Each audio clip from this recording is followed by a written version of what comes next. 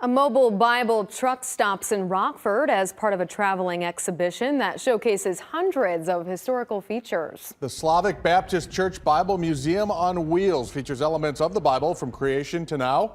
A nonprofit missionary organization founded the exhibit in 2016 with the goal of providing an educational experience for visitors. Tour guide Timothy Iankin says anyone from any background or religion can enjoy what he calls a journey through time. We've had pastors walk through, and the thing is, we would tell the pastor, please walk through this truck. They're like, well, we've read the Bible so many times, what do we not know about it?